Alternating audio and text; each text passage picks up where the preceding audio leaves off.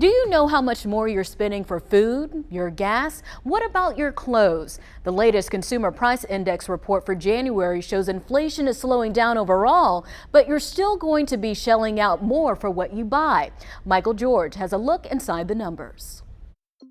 Overall, prices increased 6.4% in January, down from December's increase and much lower than the peak of 9.1% last June. I think that this inflation report shows minor improvement, but there are still some categories that really are sticking out. CBS News business analyst Jill Schlesinger says one category of concern is food. Groceries are up more than 11%, and eggs skyrocketed a whopping 70% because of an avian flu outbreak that killed millions of birds. The Federal Reserve has been raising interest rates to slow prices and is keeping an eye on something called super core inflation, which includes everyday services we use. Things like plumbers or a hairdresser, a barber, a lawyer. When you look at that, you see that the prices for those services remains quite high and does not appear to be budging.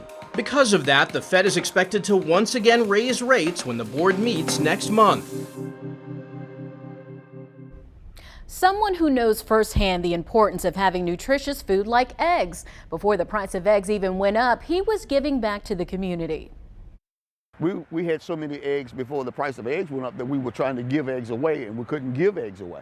I mean, we were just producing eggs out the wazoo with just the 6 hens that we have. After all that community outreach before, Carr says it's ironic. He believes his farm was targeted by thieves. When he showed up at his farm last week to do his daily check-in on the goats and hens, he noticed the hen coop was open and all the eggs were gone. The frustration started because I started to think about the disrespect. You know, we purchased the land outright. We had to have it cleaned off. We've been out here, we've been hauling and mowing and cutting down trees and trying to make it presentable for the community so that we can begin the second phase of what we need to do. But with the rain, we know that we've been hindered a little bit because it's been so rainy. We haven't been able to finish the things that we know to do. We know that we need to have a gate on the front of the property. We know that we need to have a fence. We haven't been able to do it because of the rain, but for someone to disrespect the property, you know, it takes a lot from a man who's trying to do the best that he can for his family and for his community for somebody to disrespect his property like that. He says his chickens were on a laying schedule before the incident, but are now thrown out of whack due to the stress of the situation. He reported the theft to the sheriff's office. They recommended he set up cameras, lights, and put up private property signs. Eggs are used for a lot. You can cook them and eat them on their own, or they can be used as ingredients when cooking or baking other things. If you're in need of an egg for your recipe, but trying not to break the bank, Cone Health Senior Executive Chef says there are some options out there for you. I've done banana bread with applesauce and baking powder instead of eggs. I've done applesauce pancakes, so you don't need to use the eggs in that as well. In addition to applesauce, Patterson recommends bananas, pumpkin, and silken tofu for substitutes for eggs. For those who enjoy eggs as a part of their meal for breakfast, he says chia seeds can offer some of the same benefits. They've really become quite popular, not just on Bob Ross's head. They're also popular in bowls. There's a lot of overnight meals you can make with chias. All in all, Patterson says there's nothing quite like the real thing. They have such unique properties and work so uniquely in things that they just can't be substituted. If you're doing a custard or a creme brulee, really fine pastry work, it's just, there isn't a substitute that will equal them. So if you're baking something like a cake or something similar to that, he says you might just have to bite the bullet and take the price increase for eggs. I think by now it's safe to say we're all ready for prices to go down. One of the reasons why inflation remains stubbornly high are items like auto insurance, up nearly 15% over the last year. Juan Maroso says the cost of insuring his Tesla in Miami gave him a whole new kind of sticker shock. My original insurance was $2,400 for 6 months, and it went up to $4,000. A nearly 70% jump.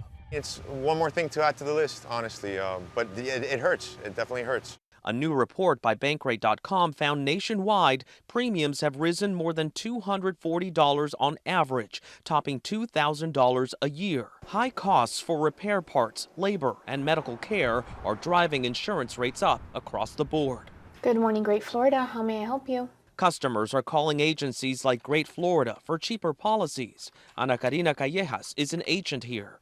Sometimes I got lucky and we will be able to find something, and sometimes we don't. She was able to find Juan Moroso a policy that is $800 below the $4,000 he was quoted. But she says rates likely will continue to climb. You think it will get worse before it gets better? 100%. Really? Yeah, I think we're not going to see positive changes maybe for like a year or two. You mean rates going down? Right. So what can drivers do? Always shop around. Ask your agent if you're getting every available discount. Consider a cheaper or smaller car, but above all, drive safely. Those moving violations could definitely make your rates go even higher. If you're looking for ways to save money, there's a lot of budgeting advice out there, but Emily Scarlett shares a more extreme money-saving method that's going viral online. Taking back control of your personal finances, it can be life-changing for you. A few years ago, that's exactly what Jasmine Taylor decided to do. I was turning 30 and had a degree, no job, was just struggling, depressed about finances. And January of that year, I told myself, this is my last year living this way. I've got to figure something out. That something turned out to be cash stuffing. It's nothing new, but has recently gained new popularity thanks to viral videos from online influencers like Jasmine. Hey y'all, welcome to the channel. Here's how it works.